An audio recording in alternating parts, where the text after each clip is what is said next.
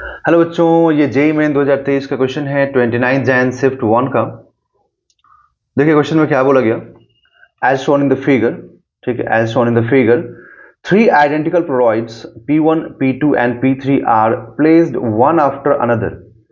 The pass of the pass axis of P2 and P3 are inclined at an angle 60 degree and 90 degree with respect to P1. मतलब P1 के respect में जो P2 का axis है वो 60 degree पे है ना, 60 डिग्री पे है। एंड जो P3 का एक्सिस है वो P1 के रेस्पेक्ट में 90 डिग्री पे है।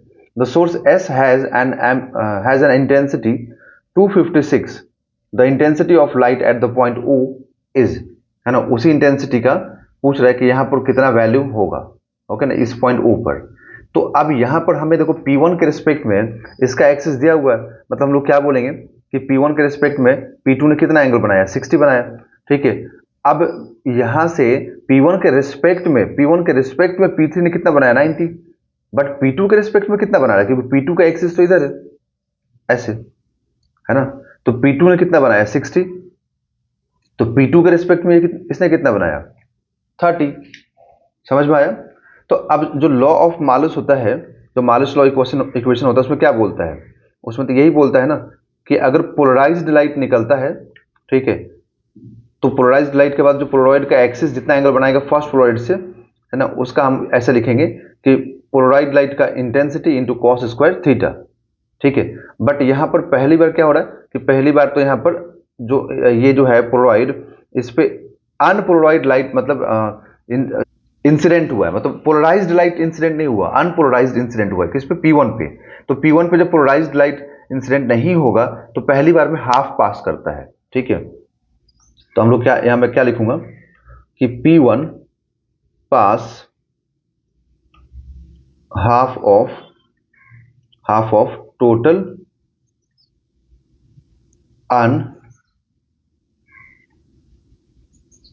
अनपोलराइज्ड लाइट, है ना, आधा पास करेगा अनपोलराइज्ड लाइट का। ठीक है, तो आधा पास करेगा, इसका मतलब क्या हो जाएगा कि P1 ने जो पास किया, है ना, वो हो जाएगा 256/2। ठीक है, 256/2 हो गया, इतना इंटेंसिटी पास किया P1 ने, क्योंकि P1 पे अनपोलराइज्ड आया था। ठीक है, तो अब हम लोग को पोलराइज्ड मालूम हो गया। अब ये पोलराइज्ड लाइट P2 पे यहाँ पे इंसिडेंट करेगा, P2 पे ऐसे इंसिडेंट करेगा, है ना, इस तरीके से। और P2 ने कितना एंगल बनाया है, 60। तो अब हम लोग इस पर क्या लिखेंगे, इक्वेशन लिखेंगे यहाँ पर I1 is equal to I0 into cos square theta. तो इसका मतलब 256, मतलब पहली बार जब अनपोलराइज्ड इंसिडेंट होता है ना, तो हमेशा ध्यान रखिएगा कि आधा ही पास करता है, हाफ को ब्लॉक कर देता है। ठीक है, अब क्यों करता है उसके लिए पूरा कॉन्सेप्ट समझना पड़ेगा। तो यहाँ पे पूरा कॉन्सेप्ट समझना मतलब पॉसिबल नहीं है, क्योंकि मतलब इसको एक्सप्लेन करना पड़ेगा इलेक्ट्रिक फील्ड और मैग्नेटिक फील्ड डायरेक्शन बना करके, तो अभी एकदम शॉर्ट वीडियो में पॉसिबल नहीं है ना। तो जब इसका टॉपिक देखेंगे, चैप्टर पढ़ेंगे, तब समझेंगे इस चीज को। तो ये 256 और ये कॉस, अभी कुछ कितना एंगल बनाया है, तो जो सेकेंड वाला पोलरॉइड है ना, वो फर्स्ट के साथ 60 डिग्री बनाया है। ओके, तो 256/2 इंटू कॉस 60 का वैल्यू 1/2 होता है, तो उसका स्क्वायरिंग कर देंगे। ठीक है, तो ये क्या आ जाएगा, 256/8 हो जाएगा। ओके ना, बाई 8 हो जाएगा। तो अब इसको कैंसिल करें हम लोग, तो ये 3, है ना, और 3 और 2, ओके, तो 32 हो जाएगा। तो 32 वॉट पर मीटर स्क्वायर आएगा जब सिर्फ P2 से पास करेगा। अब ये I1 किस पे इंसिडेंट हुआ, तो ये I1 तो इंसिडेंट हुआ है P3 पे, है ना।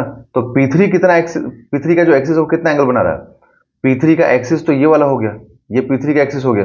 तो P3 का एक्सिस P2 के साथ 30 डिग्री का एंगल बना रहा है।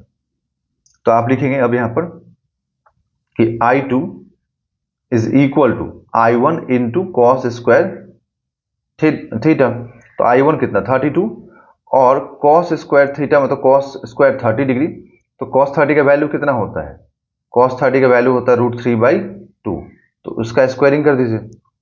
ठीक है, तो आप लिखेंगे यहाँ पर 32 इंटू 3/4, तो ये 8 हो गया।